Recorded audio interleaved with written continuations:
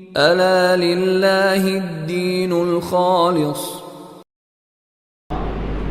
والصلاۃ والسلام علی رسولہ الکریم وعلی آلہ واصحابہ اجمعین، اما بعد فاعوذ باللہ من الشیطان الرجیم، بسم اللہ الرحمن الرحیم، لا اکراہ فی الدین۔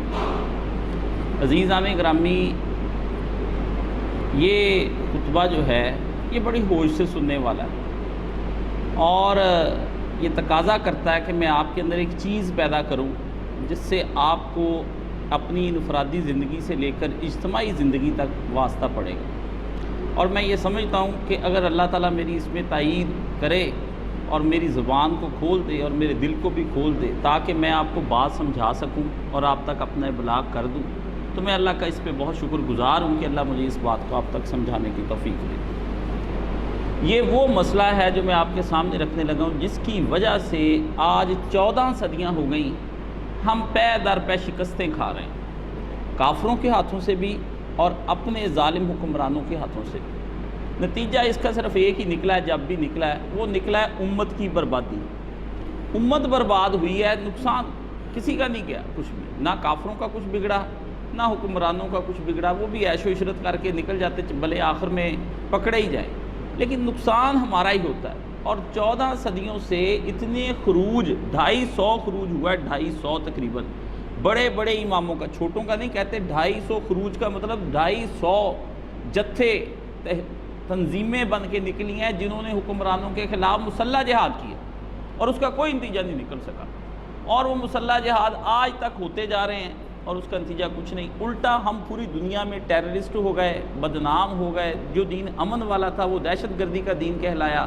نتیجہ اب یہ ہو گیا کہ لوگ متفر ہو گئے، ایک تو چلو کافر ہو گئے، متفر ایمان نہیں لاتے، اندر اپنے بھی ایک طبقہ ایسا پیدا ہو گیا جن کا اسلام سے اعتبار جاتا رہا، وہ کہتے ہیں یہ بھی کوئی ایسا دین نہیں، اب اس کو اپڈیٹ کرنا چاہیے، نیا دین ہمیں لے کر آنا چاہیے، نیا اسلام ہونا چاہیے۔ وہ سیکولر اور لبرل طبقہ بن گیا جس کی تعداد اس وقت ہمارے مقابلے میں لاکھوں کروڑوں ہیں، اور وہ سارے بڑے پڑھے لکھے ہیں، منظم ہیں، ان کو ادارے چلانے آتے ہیں، ان کو اپنی تنظیمیں چلانی آتی ہیں، وہ اپنا آڈیو ویڈیو تمام طرح کے سورسز کو بروئے کار لاتے ہوئے اپنے ابلاغ اور اپنے خیالات لوگوں تک کرتے ہیں وہ، اور بڑی ذہانت سے کرتے ہیں، اور دلائل ایسے دیتے ہیں کہ جن دلائل کے بعد ہمارے پاس کوئی جواب نہیں رہ جاتا۔ ان کے دلائل کا جواب ایک بہت ذہین مجتہد ٹائپ کا عالم جو ہے، جس کے اندر حلم اور علم کوٹ کوٹ کر بھرا ہو، وہی دے سکتا ہے۔ بے صبرہ آدمی اور کم علم اور ناقص علم آدمی کو ان سے بحث اگر کرے گا تو اس کا حال وہی ہوگا جو رسول خدا نے فرمایا کہ بڑے ایمان والے بندے ہوں گے، دجال کے پاس جائیں گے کہ ہم دیکھتے ہیں دجال کیا چیز ہے، تو اللہ کے رسول نے فرمایا کافر ہو کے لوٹ کے آئیں گے، مسلمان نہیں رہ جائیں گے، وہ کافر ہو جائیں گے۔ ایسے فریب ہیں ان کے پاس، ایسے جال ہیں ان کے پاس، وہ آپ کے سامنے اپنا آپ ایمان آپ کا متزلزل ہو جائے گا ان سے بحث کرنے کے بعد۔ ڈسکشنز جو ہیں وہ جا کے آپ کے ایمان کے خاتمے پر ہونی ہے، خاتمہ اس کا کسی اور کا ایمان کا کچھ نہیں جانا، کیونکہ وہ تو پہلے ہی اپنے ایمان کا خاتمہ کر چکے ہیں، جس کے نتیجے میں ہمارے اسکولوں اور کالجوں کی نرسری بھی اس طرح پل پلا گئی۔ یہ ہے ہم بحیثیت امت کے سارے چاہتے ہیں کہ ہم پوری دنیا پر حکمران ہوں۔ ایک بات، جو خطہ ہمارے پاس ہو اس پہ تو لازمی اسلام نافذ ہو، یہ ایک بڑی پیاری خواہش ہے، بڑا خوش کن خیال ہے، بڑا دل کرتا ہے ایسی بات ہو۔ کس بندے کا دل نہیں کرتا؟ ہر بندے کا دل کرتا ہے میں خوشحال ہوں، امن ہوں، فرد بھی یہی چاہتا ہے اور اجتماعی طور پر بھی ہم یہی چاہتے ہیں۔ لیکن افسوس ہے کہ جو آدمی دولت مند بننا چاہتا ہے یا جس آدمی کے پاس خوشحالی لانا چاہتا ہے، وہ کہتا ہے کہ میرے پاس ٹائم کم ہے، اس لیے میں اپنے اس بدحالی کو خوشحالی میں بدلنے کے لیے ہر وہ ذریعہ اختیار کروں گا جس سے بدحالی خوشحالی میں بدل جائے، چاہے وہ شے ناجائز ہو چاہے وہ شے حرام ہو، مجھے اس سے کوئی غرض نہیں، مجھے صرف اپنی حالت بدلنی ہے، میں نے اپنی حالت بدلنے کے لیے سارے کام کرنے۔ یہ فرد بھی یہی چاہتا ہے اور اجتماعی طور پر بھی ہم یہی چاہتے ہیں کہ دنیا میں ہم نے پاکستان نام کی ایک شے بنا لی ہے جو پہلی دفعہ بنی ہے، اور اب ہم نے قربانیاں دے لی جو دینی تھی، وہاں پہ کٹ گئے ہیں، اب ہمیں قربانیاں جو نہیں دینی، اب ہمیں اس کا صلہ ملنا لازمی چاہیے۔ یہ ایک نظریہ پھیل گیا اور اس کی وجہ سے شکستوں کی ایک تاریخ شروع ہو گئی، اور آپ ہر تحریک جو اٹھی، جو دین کے نام پر اٹھی، سنجیدہ غیر سنجیدہ، مسلح اور غیر مسلح، ٹھیک ہے نا، نظریاتی غیر، کوئی بھی اٹھی، اس کے نتیجے میں یہ نتیجہ اب ہمارے سامنے آ گیا ہے کہ ہمارا بیہیویئر جو ہے وہ جذباتی اور جلد بازی والا ہو گیا۔ بہت پیاری باتیں ہیں، خطیب ایسی ایسی باتیں کر دیتے ہیں جس سے اچھا بھلا آدمی جو ہوتا ہے وہ اٹھ کے جذباتی ہو کے دوسرے آدمی کو قتل کر دیتا ہے۔ اس کے آپ اس ملک کے اندر مناظر دیکھ چکے ہیں اور آپ کو پتہ ہے، اور اس کے جذبات کے نام پر، اس مقدس روایت کے نام پر جو مرضی چاہے ان سے کہلوا لیں، جو مرضی کا ان سے کروا لیں، یہ کرنے کو تیار بیٹھے ہیں انہوں نے اپنے جذبات سے۔ باقی علم نام کی شے انہوں نے کوئی نہیں حاصل کرنی۔ علم کس شے کا نام ہے، قرآن اور اللہ کے رسول نے کس شے کو ترجیح دیا، اس کی طرف ان کی توجہ نہیں جاتی۔ اس میں یہ موجودہ الیکشن بھی آ جاتا ہے۔ لوگ مجھ سے پوچھتے ہیں بھئی اس الیکشن میں آپ اپنی رائے ظاہر کریں۔ آپ کو پتہ ہے اس ممبر پہ بیٹھ کے رائے ظاہر کرنا بہت مشکل ہو گیا، کیونکہ جو آدمی اب رائے ظاہر کرے گا نا، یا رائے ظاہر کرنے کا حوصلہ بھی دے گا، اس کا مقدر ڈیالہ جیل ہے یا سہالہ کے اندر بند کر دیا جائے گا، اس کا حال کچھ نہیں اس کا رہنے دیا جائے گا، اور بندہ بول نہیں سکتا۔ اور پورے ملک میں آپ نے دیکھ لیا بھی کیا ہو رہا ہے۔ میرا یہ صرف چند اشارہ ہی کافی ہے، ورنہ میں مزید اس پر کیا کہوں۔ سب اہل چمن یہ مان گئے، سب اہل وطن یہ مان گئے، ہر شاخ پہ الو بیٹھا ہے، انجام گلستان کیا ہوگا۔ یہ پتہ نہیں کیا ادھر جانا ہے۔ بچے کی زبان پر بات آ گئی بھی کون ہے جو اس وقت ہم پہ مسلسل جبر جو ہے نا اس کا استعمال کر رہا ہے، اور ہمیں جبری طور پر کدھر کو لے کے گاڑی لے کر جانا چاہتا ہے، اپنی مرضی کا ڈرائیور بٹھانا چاہتا ہے۔ عوام جو چاہتی ہے وہ چاہتی کہ ہمیں یہ ڈرائیور دو، وہ کہتے ہیں ہم نے یہ نہیں یہ ڈرائیور دینا، اور وہ 70 سالوں سے نہیں، بالکل 14 صدیوں سے ہم پر زبردستی وہ بندے لا کے بٹھائے جاتے ہیں، ڈرائیور لا کے، لیکن بدقسمتی سے یا تو ان کو کبھی موقع نہ ملا ہو، پھر تو بندہ کہے ان کو موقع بھی میسر آئے، اور 1-2 دن نہیں آئے، یہ تو آتے ہیں نا 4-5 سال کے لیے، ان کو 10-10 سال موقع پیش آئے، 11-11 سال اس موقع رہے، اور انہوں نے بڑی بڑی لمبی چوڑی حکومتیں کی۔ نتیجہ آپ نے دیکھ لیا بھی جب بھی ہوا امت کا اجتماعی نقصان ہوا، کوئی فائدہ امت کو کوئی نہیں ہوا۔ باقی جذباتی بندوں سے میرا کوئی لنک ہی نہیں۔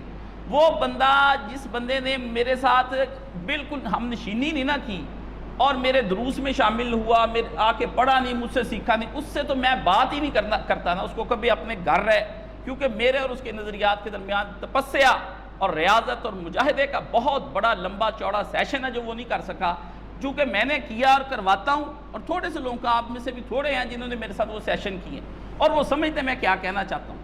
جبر ایک ایسی شے ہے جس کے بارے میں اللہ رب العزت نے کسی صورت میں اس کو قبول نہیں فرمایا۔ قرآن مجید میں صاف اللہ پاک نے کہہ دیا لا اکراہ فی الدین، اس دین کو قبول کرنے میں کسی بندے پہ کوئی جبر نہیں، اور صرف انبیاء علیہ السلام جو دنیا کے اندر واحد انسانیت کا سب سے زیادہ خیر خواہ، ہمدرد، غم گسار اور بہترین گروہ گزرا ہے، اور جس کی تصدیق صرف اللہ رب العزت نے کی، کیونکہ اللہ دلوں کے راز جانتا ہے کہ کون سا آدمی سچا مصلح ریفارمر اور سچا غم گسار ہے۔ کوئی پتہ نہیں، کوئی لوگ جو ہیں وہ آپ سے غم گساری کریں یا آپ کے ہمدرد بنے، وہ اندرونی طور پر کچھ اور ہی چاہتے ہوں، لیکن انبیاء کی تصدیق اللہ رب العزت نے کی۔ ان کی بھی ڈیوٹی اگر اللہ پاک نے لگائی تو وہ یہی لگائی کہ کہہ دو وما علینا الا البلاغ المبین، ہمارا تو کام تم پر سچی بات پہنچا دینا ہے، ہم تم پہ زور زبردستی اور کوئی نہیں کریں گے، ہم تمہیں دلیل اور برہان رکھیں گے۔ اور جب بھی مقابلے میں کوئی گفتگو ہوئی، اللہ نے کہا ان سے ڈائیلاگ کرنا ہے، ان سے مکالمہ کرنا ہے، آپ نے ان سے بات کرنی ہے، اور ایک ہی بات کا تقاضا کرنا ہے کہ ہاتھو برہانکم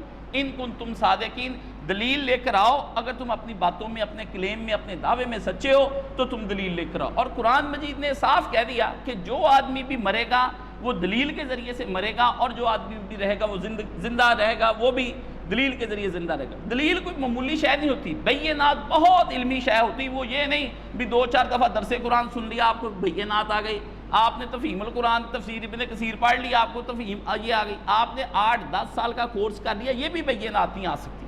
بینات پیش کرنے کے لیے بہت تپسیا، بڑی ریاضت، بڑا تقوی اور بہت علم، بڑی شے کی ضرورت ہوتی ہے، کیونکہ بینات جب پیش کی جائے گی اس کے مقابلے میں کفر سارے کا سارا آپ کے مقابلے میں آ جائے گا، اور کفر کی حد بننا کوئی نہیں۔ میں آپ کو بات بتا دوں، ہم لوگ تو کسی کہہ سکتے ہیں نا اس آدمی کی علم کی کوئی حد ہے، اس نے 10 کتابیں پڑھی، کفر اور جہالت کی کوئی حد نہیں، اس کا پتہ ہی کوئی نہیں چلتا بھی کدھر سے آدمی آ جاتے ہیں، اور طرح طرح کے لوگ کہاں سے نکل کے آ جاتے ہیں، اور کیا سوال پیش کر دیں گے جس سے بندہ ہکا بکا رہ جائے گا۔ لیکن علم اپنی 4 دیواری کے اندر مقید رہتے ہوئے اپنے مخاطب کو بلاتا ہے اور دلائل اس کو دیتا ہے۔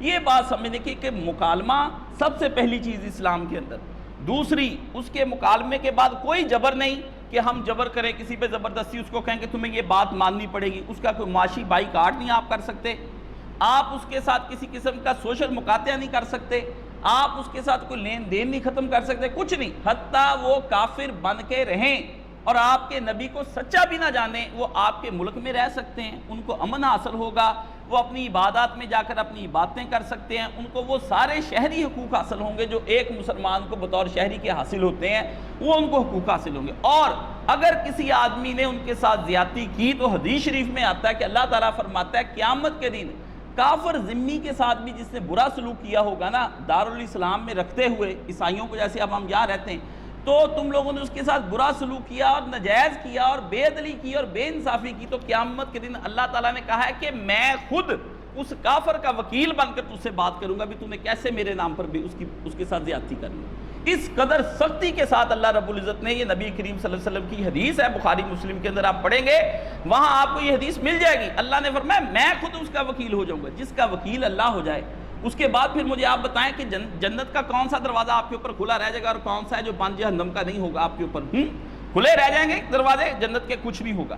مکالمہ اور دلیل، اس کے بعد آپ جبر نہیں کر سکتے کسی کے اوپر، اللہ پاک نے فرمایا وہاں جبر۔ اب اگلا مرحلہ مکالمہ دلیل اور جبر کے بعد یہ رہ جاتا ہے کہ ماحول ایک ہے 100% آپ کے خلاف ہو، وہاں آپ نے کیا کرنا ہے؟ وہاں اسلام آپ کو بالکل اس کی الگ تربیت دیتا ہے۔ جیسے ہر فوجی کی تربیت ہوتی ہے، فوج کے اندر تربیت ہوتی ہے بھی ملک کے اندر سیلاب آ جائے تو آپ نے یہ کام کرنے ہیں، ان کو یہ کہا جائے کہ ملک کے اندر ہی غدر مچ جائے تو آپ نے یہ کام کرنے، لیکن جب ان کو کہا جاتا ہے کہ سرحدوں پہ حفاظت آ جائے اس وقت انہوں نے یہ کام کرنے، اور جب آ جائے کہ دشمن کے ملک کے اندر گھس کر حملے کرنے جا رہا نا تو پھر اس کے لیے گریلا وار اور جنگ سکھائی جاتی، شب خون ان کو سکھائے جاتے ہیں۔ اسلام بھی اپنے تمام داعین کو اور اپنے پڑھے لکھے لوگوں کو یہ نہیں کہتا بھی ہاتھ میں تلوار لے کے اندھا دھند چلے ہی چلو، بلکہ اسلام یہ حکم دیتا ہے کہ بندے کو کچھ دیر کے لیے ٹھہر کر سوچنا چاہیے کہ ان حالات کے اندر مجھے کس طرح سروائیو کرنا ہے، اور اسلام کی باتوں کا مجھے حکم دیتا ہے۔ اور اس کے لیے ہر آدمی تعین نہیں کر سکتا، کیونکہ عامی آدمی جو ہے نا اس کو تو پتہ ہی کچھ نہیں۔ عامی آدمی کا زیادہ سے زیادہ یہ ہو سکتا ہے کہ وہ اصول دین یعنی اللہ، نبی اور آخرت، ان تینوں کے اوپر تحقیق کر سکتا ہے، باقی پہ نہیں۔ باقی پہ اسلام کہتا ہے کہ وہ جتنا بھی انحصار کرے گا وہ ایک خاص عالم محقق اور مجتہد کے اوپر انحصار کرے گا، فقط عالم کے اوپر انحصار نہیں کر سکتا وہ کہ یہ عالم سے میں نے مسئلہ پوچھا ہے، عالم نہیں مجتہد۔ اس لیے اس بارے میں ہمارے ہاں جو زندہ گروہ بچا ہے نا ابھی، جس کے اندر کوئی شاید چلتی ہے، دو گروہ تھے اہل سنت میں، وہابی اور اہل حدیث تھے۔ جو اہل حدیث، وہابی بھی چھوڑے وہ حنبلی ہیں، اہل حدیث گروہ تھا سنیوں کے اندر زندہ، جو یہ کہتا تھا کہ اجتہاد کا دروازہ کھلا ہے اور ہم لوگ جو ہے نا اجتہاد کر کے ایک مجتہد بندہ پیدا کر کے ہر دور کے مطابق اس کے سوالوں کے جواب دیں گے۔ دوسرا شیعہ حضرات کے اندر وہاں پر یہ بہت اجتہاد کا دروازہ کھلا ہے، اور وہاں پر آپ دیکھتے ہیں وہ زندہ مجتہد کی تقلید کو لازمی قرار دیتے ہیں۔ جب مجتہد مر جاتا ہے وہ کہتے ہیں اب اس کا فتویٰ قابل عمل نہیں رہ گیا، کیونکہ وہ مجتہد اپنے زمانے کے مطابق فتویٰ دے گیا تھا، اب نیا مجتہد آئے گا۔ اس لیے ہم جو پرانے فتاووں کے اوپر کہتے ہیں نا مولانا احمد رضا خان یہ لکھ گئے ہیں، فلانا عالم لکھ گیا جی، مولانا قاسم نوتوی نے لکھ دیا، مولانا ثناء اللہ امرتسری نے لکھ دیا، وہ کہتے وہ تو مر گئے، انہوں نے تو اپنے احوال کے مطابق مسئلہ آپ کو بتانا تھا، انہوں نے آپ کو بتا دیا، ختم ہو گئے۔ اب نیا عالم لے کر آؤ جو اجتہاد کرے اور سمجھائے اور تم کو اس مسئلے کا حل بتائے۔ یہ اگلا مرحلہ آ جاتا ہے کہ جہاں پر آ کر کے خیر کے تعین کرنے میں جہاں مشکل پیش آ جائے وہاں عالم دین پھر آپ کو وہاں پر دین کی سچی اور صحیح رہنمائی کرتا ہے۔ عالم دین بھی پھر آپ کو بتاتا ہے یہ ہے خیر اور یہ ہے شر۔ یہ آپ آگے اگلا مرحلہ، بہت علمی باتیں ہیں، یہ ذہن میں بٹھانی پڑیں گی آپ کو۔ اگر آپ یہ سیکھ گئے انشاءاللہ العزیز، میں کہتا ہوں ہر محاذ پہ روز قیامت والے دن آپ میرے لیے اللہ کی بارگاہ سے میرے لیے پھول جڑیں گے وہاں سے کہ یہ سمجھا کر آیا ساری بات، دین خیر کا نام۔ اب اگلا مرحلہ خیر کے بعد اگلا آ گیا کہ خیر کا تعین اس نے کر کے بتا دیا بھی یہ بات بھائی غلط ہے، سود ہے، یہ بالکل ہے، یہ چیز آپ لے سکتے، خیر اور شر کا تعین مجتہد نے بیان کر دیا۔ اب ایک وقت آ گیا جہاں خیر باقی نہیں رہ گیا، اب خیر ہو گیا کم، شر ہو گیا زیادہ۔ ایک مسئلہ یہ ہو گیا، وہاں پر بھی وہ آپ کو کہہ سکتا ہے کہ یہ کم خیر ہے اور یہ زیادہ شر ہے۔ اس سے اگلا مرحلہ پھر ایک آ جاتا ہے کہ آپ کو شر ہی شر نظر آ رہا ہے، آپ ہو گئے پریشان کہ یار ہر طرف یہ شر پھیل گیا، میں شر کے دور میں کیا کروں، مجھے اب کیا کرنا ہے۔ جیسے شر کا ایک چھوٹی سا واقعہ آپ کو سنا دیتا ہوں کہ عورت نے ایک نیک عابد کو بلا لیا، یہ قصہ بنی اسرائیل کا مشہور ہے۔ اندر وہ زنا کرنے کے لیے چاہتی تھی کہ یہ شخص میں سے زنا کر لے، عابد پہ دل آ گیا، خوبصورت تھا، حسین تھا، فاحشہ عورت کا دل آ گیا، اس نے کسی طریقے سے اس کو بلا لیا گھر۔ اس کے بعد اس نے 3 چیزیں اس کے سامنے رکھ دی. اس نے کہا مجھ سے زنا، یہ لڑکا جو بلا کر لایا اس کو قتل، شراب، اور چوتھی شے اس نے بت کے سامنے سجدہ رکھ دیا. اس نے کہا 4 چیزیں تیرے سامنے ہیں، ان 4 چیزوں کے میں سے ایک کام کر لے، تیری جان چھوڑ دوں گی. زنا تو مجھ سے کرنا نہیں چاہتا، 3 اب تیرے سامنے پڑی ہیں، یہ تینوں زر ہیں. اب وہ عابد تھا بیچارہ، لیکن عابد ہونے کے ساتھ ساتھ وہ کم علم بھی تھا. یہ دیکھیں حدیث شریف کے نبی مسئلہ کیسے حل کر کے جاتا ہے. عابد، زاہد، متقی، پرہیزگار، اللہ کی عبادت میں ڈوبا ہوا، کچھ نہیں رکھ دیا اس نے اس کے سامنے. اس نے کہا کرنا پڑنا ہے ورنہ شور مچاؤں گی اور لوگوں کو بتاؤں گی کہ یہ میرے گھر میری عزت لوٹنے کے لیے آیا ہے، اس لیے تو عابد بنا پھرتا ہے خام خواہ. عابد گیا پھنس، وہ زاہد اور متقی اب سوچنے لگا ابھی اب کیا کروں. اس نے جو ان ساری چیزوں کے اندر سے جو شے چنی نا اپنے لیے علم نہ ہونے کی بنا پر، اس نے شراب چن لی. بس شراب چنی. اللہ کے رسول نے کہا جب چنی تو اس نے ام الخبائث چنی. اس نے کم برائی نہ دیکھی، جو سب سے بڑی برائی تھی وہ چن لی، جس کے نتیجے میں اس نے کیا ہوا، شراب پینے کے بعد وہ نشے میں دھت ہوا. اس نے بت کو بھی سجدہ کیا، جو لڑکا ساتھ بلا کر لایا تھا اس کا رازدان تھا اس کو بھی قتل کیا، اس عورت کے ساتھ بھی زنا کیا. شراب میں ٹون ہو گیا، پتہ ہی کوئی نہ چلا. اللہ کے رسول نے فرمایا دیکھا پھر اس نے کیا کام کیا. اس نے سارے کام. کیوں؟ وہ مجتہد نہیں تھا، وہ نیک متقی تھا. روزے رکھ لیے، نمازیں پڑھ لی، جا کے تہجدیں پڑھ لی، ہیں جی تسبیحیں گما لی، تقریریں کر لی، اللہ رسول کے نظام کو لاؤ، یہ کرو وہ کرو، بڑی باتیں ہو گئیں. ڈاکٹر اسرار صاحب کی طرح بڑی بڑی مقررانہ گفتگو خطیبانہ ہو گئی. جب ہم نے مسئلہ پوچھا، مسئلہ کہتے میں نہیں جانتا فقہ کا، کیونکہ میں فقہ پڑھا ہوا نہیں. ماشاءاللہ. چلو اقرار ایک بڑی اچھی چیز ہے، بندہ اپنی کم علمی، ناقص علمی کا جو اعتراف کرتا ہے یہ اس کے بہت بڑے ہونے کی علامت ہے. سمجھ لیں جو آدمی اپنی پوری شہرت اور اچھی نیک نامی کے باوجود اپنی کم عملی، بے عملی یا اپنی ناقص العلمی کا اعتراف کر لے، اس جیسا بندہ کوئی بندہ نہیں ہوتا. کیونکہ ابھی وہ بندہ ولایت کے اعلیٰ درجوں پر پہنچنے والا ہے. پہلا درجہ ولایت کا وہ حاصل کر چکا کہ وہ مانتا ہے کہ میں گناہ گار ہوں اور کم علم. یہ بات بڑی اچھی ہے. اب یہ دیکھیں اس عابد زاہد سے یہ نہ ہو سکا کہ میں اس میں سے کون سی چیز چنوں.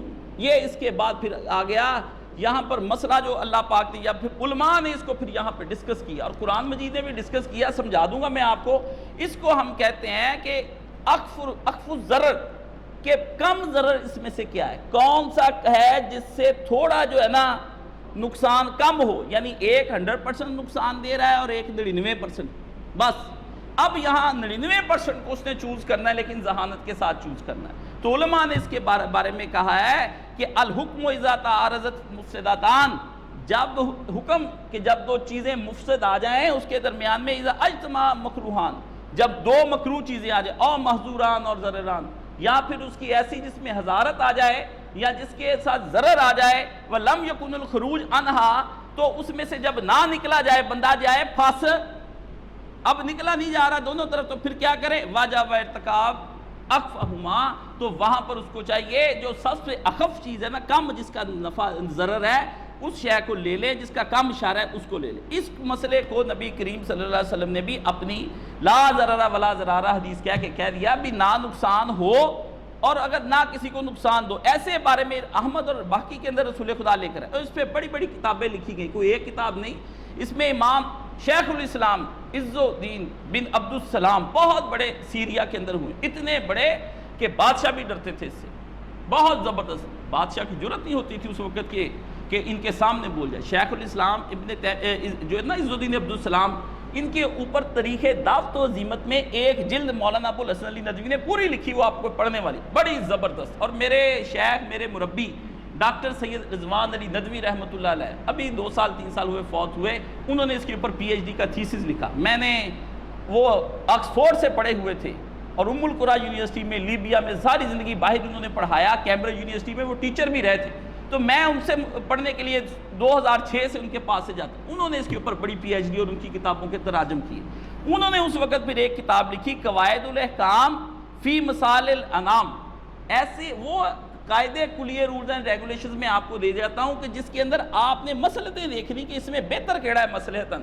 اب یہ کام ہو گیا خراب، اور اس کے اوپر القواعد الصغریٰ امام شاطبی نے الموافقات، اور کرافی نے بھی فروق الفروق کتاب لکھی کہ فرق کرنے والی کتاب. یہ فروق پہ بڑی بڑی کتابیں لکھی گئی ان پہ. اور اس کے اوپر امت مسلمہ کے علماء نے فقہ الموازنات لکھی باقاعدہ طور پہ کہ موازنہ کیسے کرنا ہے، شے کیسے تولی دونوں ہاتھوں میں پکڑ کے بھی یہ شے ہلکی ہے، یہ بھاری ہے، یہ خیر ہے، یہ شر ہے، یہ دونوں ہی شر ہے، تو ان میں سے کم شر کون سا ہے؟ بڑی ابحاث ہوئی ہیں، کسی بندے نے جا کے پڑھنی ہے۔ میں اس لیے ان کتابوں کو آپ پر روب ڈالنے کے لیے نہیں بتاتا، یہ اس لیے بتاتا ہوں کہ میرے خطبے سننے والوں کے اندر بیرون ملک میں بہت لوگ ہیں، اور وہ جو لوگ ہیں وہ مجھے پتہ ہے، مجھے ٹیلی فون کرتے ہیں، وہ مجھ سے بھی زیادہ عالم ہیں، میں تو کچھ بھی نہیں ہوں ان کے سامنے، ماشاءاللہ متکلم عربی کے، انگریزی، فارسی، ان کو مجھ سے زیادہ ذہین اور پروجیکٹس پہ کام کرنے والے وہ لوگ ہیں۔ لیکن اللہ کا فضل یہ ہے کہ اللہ نے جو نا کرم کر دیا کہ اخیر چھوٹی موٹی رہنمائی وہ مجھ سے فون کر کے لے ہی لیتے ہیں بھی قائد صاحب اس کے بارے میں ہمیں سمجھ نہیں آ رہی، اور اللہ نے مجھے یہ صرف اپنے استاد جی کی جوتیاں سیدھی کرنے کا صدقہ ہے کہ بڑے بڑے علماء کی بھی میں مشکل اللہ پاک میرے ذریعے حل کر دیتے ہیں، میں ان کی بات سمجھ جاتا ہوں کہ یار یہ بات ہے۔ یہ مولانا کو بھی اللہ نے ملکہ عطا فرمایا تھا، جہاں عبارت نہیں نہ پڑے عالموں کو سمجھ آتی، ان کو آ جاتی تھی اور وہ بات سمجھا لیتے تھے۔ یہی دعا میں نے اللہ سے کی، وہ فہم عطا فرما جو میرے استاد جی پر کھل جاتا تھا نا، مسئلہ کھل جائے۔ تو علماء نے اس کے اوپر باقاعدہ طور پر لکھا سارا کچھ، اور اس کے اوپر یہ بھی بحث کی کہ تدریج کس شے کا نام ہے، سٹیپ بائی سٹیپ کیا؟ پہلے اللہ پاک نے بتایا جو شراب ہے نا یہ بندے کا دماغ خراب کر دیتی، جب تم نماز کے ہو جائے نا وقت تو شراب پی کر نماز کے قریب نہ آیا جایا کرو کیونکہ آل فول بکا جاتا۔ پھر آہستہ آہستہ مسجد سے روک دیا، پھر کہا یہ وضو، آخر پر جب دیکھا کہ اب یہ شراب چھوڑنے کے قابل ہو گئے ہیں تو اللہ نے پھر حرام ہی کر دی۔ پھر آپ نے دیکھا گلیوں کے اندر مٹکوں کے مٹکے، ورنہ بدر میں جو لوگ گئے تھے وہ تو شراب پی کر گئے تھے اس زمانے میں، اللہ کتنے اللہ کے وہ نزدیک بدر والے تھے۔ اللہ تعالیٰ نے کہا نہیں، آہستہ آہستہ تدریج کا عمل ایک ایسی شے ہے کہ جو بندے کو سکھاتا ہے کہ کیسے طبقاً ہم نے اوپر بڑھنا ہے۔ یہ باتیں میں نے آپ کو اس لیے سمجھائیں اور اس کی چند مثالیں میں اب آپ کو دوں گا۔ پھر رسول پاک صلی اللہ علیہ وآلہ وسلم نے دیکھا بھی یہ پورے کا پورا خانہ کعبہ جو ہے نا یہ ابراہیمی بنیادوں پر نہیں اٹھایا گیا، یہ چورس بنا دیا ہے، یہ تو تکونی سا تھا 5۔ آپ نے فرمایا عائشہ اگر یہ ہماری قوم نئی مسلمان نہ ہوئی ہوتی قریش تو میں بیت اللہ شریف کو گراتا اور دوبارہ سے اس کو ویسے ہی بناتا جیسے ابراہیم علیہ السلام نے بنایا، اس کے 2 دروازے ہوتے اور دونوں ہی نیچے ہوتے جیسے بشتی دروازہ بنایا ہوا ہے، یہ اصلی بشتی دروازہ، ادھر سے لوگ داخل ہوتے ادھر سے نکل جاتے، اور حتیم کو بھی اس کے اندر میں لے آتا، یہ نبی پاک علیہ السلام۔ لیکن قوم ہوئی ہے نئی مسلمان، اب دیکھیں رسول نے 23 سال پرورش کی لیکن وہ الیکٹیبلز وہ ادھر سے اب آگئے ادھر، انہوں نے شور مچا دیا، لو جی خانہ کعبہ بھی گرا دیا۔ نبی پاک صلی اللہ علیہ وآلہ وسلم نے نئی خانہ کعبہ گرایا۔ اس پہ امام ناصر الدین البانی نے بڑا اچھا تبصرہ کیا بھی امت کو چاہیے اب گرا کے ویسا ہی بنا دے کیونکہ ان کے نبی کی خواہش تھی، اپنے نبی کی خواہش کو تو پورا کرے۔ عبداللہ ابن زبیر نے ویسے بنایا تھا گرا کے، لیکن حجاج ظالم ایسا اٹھا اس نے پھر سے یہی بنا دیا۔ تو وہ ولید کہنے لگا اس زمانے میں کہ اگر مجھے پتا ہوتا نا کہ عبداللہ بن زبیر نے رسول پاک کی خواہش پہ بنایا ہے تو میں اس کو برقرار رہنے دیتا۔ تو علماء نے اس کے اوپر لکھا بھی اب تجھے کس نے روکا ہے، اب گرا کے بنا دے، سارے فراڈ ہی ہیں، ہمتیں نہیں ہوتی، بندہ کہ میں ہوں میں کر کے بہت جانا سکتا، ہمتیں کوئی نہیں، چھوڑیں اس بات کو۔ فکر تدریج کا عمل اس طرح سے کیا کہ رسول پاک صلی اللہ علیہ وسلم نے فرمایا نہیں، حضور پاک کو سارے منافقوں کا پتا تھا یہ منافق ہیں آدمی، لیکن نبی پاک نے ان منافقوں کو قتل نہیں کرایا۔ آپ کراتے، آپ کہتے کسی نے کہا کہ کہیں اجازت دے تو عبداللہ بن ابی کو قتل کر دوں، وہاں لفظ رسول پاک نے صحابہ کا بولا ہے بھی میں لوگ کہیں گے محمد اپنے صحابہ کو قتل کرا رہا ہے، یعنی نام نے ہاتھوں صحابہ ہی وہ بنے ہوئے تھے نا منافق، حضور کے قریب رہتے تھے، حضور نے وہاں صحابہ کا لفظ بولا، آپ نے فرمایا یہ لوگ کہتے پھریں گے مجھے، پھر بعد میں محمد اپنے صحابہ کو قتل کراتے پھرتے، آپ نے اس کے اندر بھی مصلحت کی اور رسول پاک صلی اللہ علیہ وسلم نے وہاں اسی طرح رسول پاک کے بعد بھی صحابہ کرام بھی اس طرح مصلحتیں کرتے۔ حضرت عمر فاروق رضی اللہ تعالیٰ عنہ جب گئے نا حج پر، وہاں پر انہوں نے سنا کہ کچھ لوگ یہ باتیں کر رہے ہیں بھی ہم نے بھی ایک بندے کو پکڑ کے نا جس طرح عمر نے ابوبکر کا ہاتھ پکڑ لیا تھا خلیفہ بنا دیا، ہم بھی اپنا بندہ کھڑا کر دیں گے۔ حضرت عمر نے کہا ان کی ایسی کی تیسی، صبح خطبہ ہوگا حج پر، عبد الرحمن بن عوف نے پکڑ لیا، انہوں نے کہا حضرت عمر یہ ہے یہاں حج، لوگ آئے دین کی باتیں سننے، جن کو نہیں بھی پتہ چلنا ان کو بھی پتہ چل جائے گا دیا مسئلہ چل پڑنا ہے۔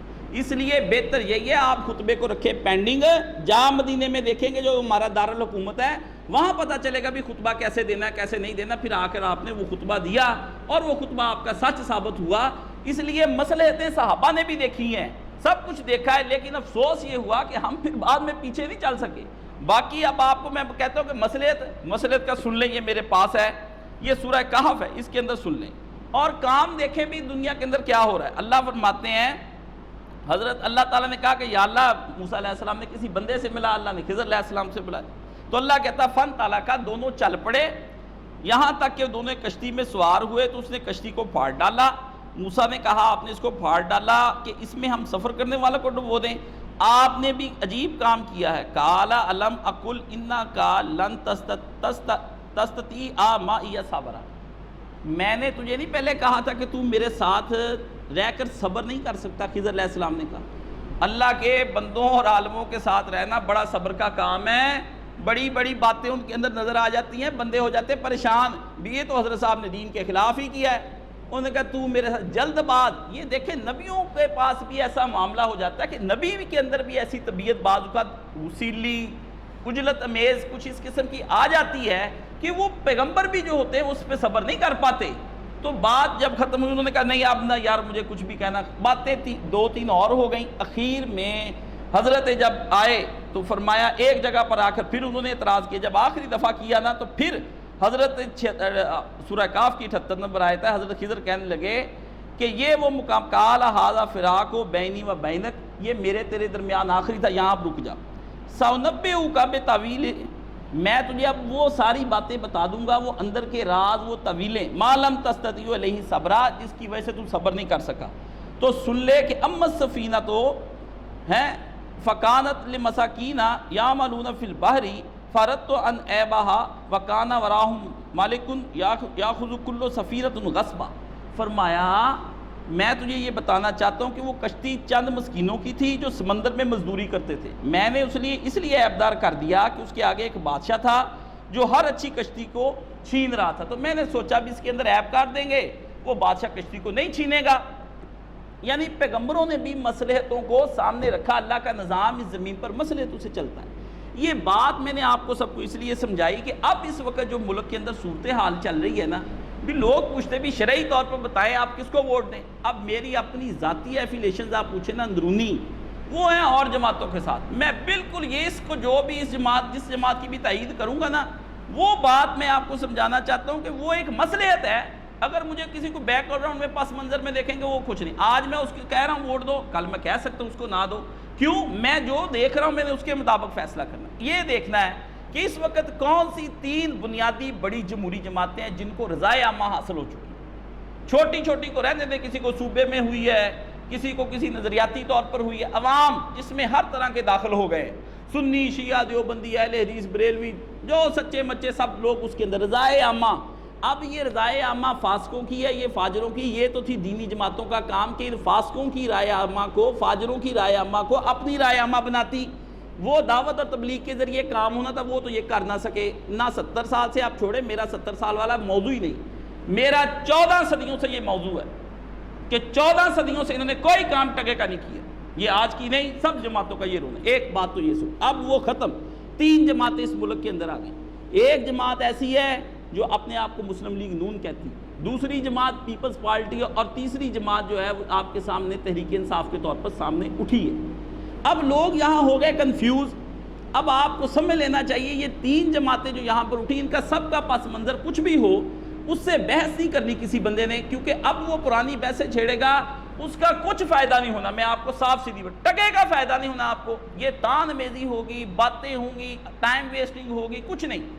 بات اس وقت کے حالات کی کہ اب کیا ضرورت ہے، میں اس ضرورت پر غور کرنا آپ کا کرانا چاہتا ہوں۔ آپ یہ دیکھ لیں تینوں جماعتوں میں سے کون سی جماعت جو ہے وہ جو اس وقت جبر ہمارے اوپر مسلط کرنا چاہتا ہے، چاہے اس کا آدمی کتنا ہی نیک کیوں نہیں، جبر کیا چاہتا ہے؟ جبر آپ سمجھتے میں کس کو کہہ رہا ہوں، جبر کیا چاہتا ہے اس وقت؟ جبر یہ کہتا ہے کہ یہ کام جو ہے یہ جماعت آگے آنی چاہیے، یہ آپ نے سب سے پہلے دیکھنا ہے۔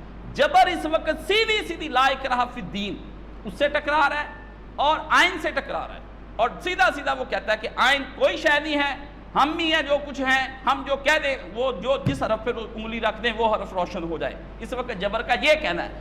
اور وہ کہتے ہیں کہ ہم جس کو کپڑا پہنا دیں وہی موسم کا رنگ ہو جائے، یہ جبر ہے، یعنی انگلی جس پہ رکھ دی جائے، یہ جبر ہے جو آپ کو آئین کی بالادستی سے، آپ کو قانون کی حکمرانی سے دور لے کر جانا چاہتا ہے۔ اس ملک کے اندر سارے انسانوں کا متفقہ جو شے ہے نا اس وقت بنائی، فرقوں نے، سیاسی جماعتوں نے مل کر ایک دستور ہے جو ہم نے بنایا جس کو کانسٹیٹیوشن آپ کہتے ہیں، ٹھیک ہے، اس کانسٹیٹیوشن کی حفاظت بہت ضروری. کیوں؟ کسی ملک کی سرحدوں سے بھی زیادہ اس ملک کی کانسٹیٹیوشن کی حفاظت بہت ضروری. کیوں؟ کانسٹیٹیوشن ایک ایسی شے ہے کہ سب کچھ جاتا ہے جائے، کانسٹیٹیوشن نہیں جانا چاہیے. سارے مسلمان تباہ ہو جائیں، برباد ہو جائیں، قرآن مجید اپنی جگہ پہ، مسلمانوں کا کانسٹیٹیوشن اپنی جگہ پہ برقرار رہنا چاہیے. ایک آدمی گناہ کرے، زنا کرے، شراب پیے، کوئی بات نہیں، شریعت اس کو کہیں نہ کہیں کوڑے مارے گی، اس کو چھوٹ دے گی، کوئی نہ کوئی کچھ چھوٹے موٹے جرائم کی سزا دے. ایک آدمی اس قرآن مجید کو اٹھائے اور گندگی کے ڈھیر پہ پھینک دے، اس نے کانسٹیٹیوشن کی بے حرمتی کی. اور ہماری جو سزا ہے رسول پاک صلی اللہ علیہ وسلم کی، جو کافر ہم سے سوال کرتے اور ہمیں جواب نہیں آتا، رسول پاک صلی اللہ علیہ وسلم اس کانسٹیٹیوشن کو لانے والے ہیں.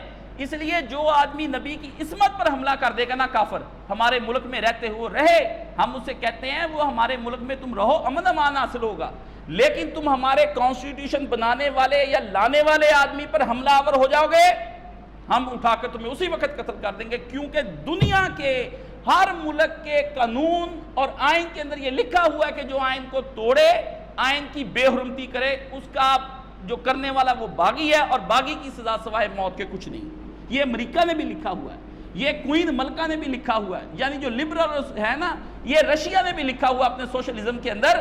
کوئی دنیا کا قانون ہے اس کے اندر یہ بات لکھی ہوئی. اب آپ کو سمجھ آ گئی، ہم یہاں تک آ گئے، اتنی باتیں سمجھ آ گئی آپ کو کہ ہمیں کوئی شے ایسی چاہیے کہ جس پہ پورے اختلافات ہونے کے باوجود ہم متفق ہو سکیں، اس کا نام کانسٹیٹیوشن ہے، اور کانسٹیٹیوشن کے اوپر ہم متفق ہو جاتے ہیں. اب اس کانسٹیٹیوشن کو اگر نیک آدمی توڑتا ہے، ضیاء جیسا، ختم، کوئی حمایت نہیں اس کی جائے گی، جو مرضی ہو جائے. اگر بعد مشرف جیسا توڑتا ہے اس کی بھی کوئی حمایت نہیں کی جائے گی، کسی آدمی کی. حتیٰ میرے استاد بھی ہوتے نا اس کانسٹیٹیوشن کو توڑتے، ان کی بھی ذرا حمایت نہ کی جائے گی، کیونکہ متفق کا شے ہے، رضائے عامہ جس کو حاصل ہے وہ کانسٹیٹیوشن. اور کانسٹیٹیوشن کے اندر یہ صاف لکھا ہوا ہے کہ یہ قرآن اور سنت کے خلاف کوئی قانون کانسٹیٹیوشن میں نہیں. یہ اس کے اندر ایک ایسی عبارت لکھ دی گئی ہے کہ یہ عبارت یقین جانیں ساری چیزیں عبارتیں اڑ جائیں کانسٹیٹیوشن کی. یہ ایک واحد عبارت ہے جس کے لیے مجھے اگر گلا بھی کٹانا پڑے نا تو مجھے چاہیے میں اس کے لیے مر جاؤں، جان دے دوں. کیوں؟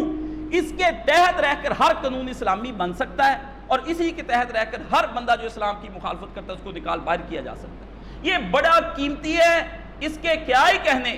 یہ جس نے بھی کیا اس وقت سب کوئی ایک کریڈٹ لینا چاہتا ہے، یہ بنایا سب نے مل ملا کے ہی ہے اپنے پاکستان کو تحفظ دینے کے لیے. ہر جماعت کا اس میں حصہ ہے، کوئی ایک نہیں کہہ دیں بھی اس کو ہی سارا حصہ ہے، نہیں. ایک آدمی اوپر سامنے نمائندہ آ جاتا ہے تو کوئی بڑی بات نہیں، سب کا اس میں حصہ ہے. کوئی جماعت اسلامی اس کے اندر سے باہر نہیں، یہ دوسرے بھٹو کے لوگ اس کے اندر سے باہر نہیں ہیں، اے این پی ہیں، ولی خان ہے جن کو ملک دشمن کہتے ہیں، یہ سب لوگ آ گئے تھے اس بات پر.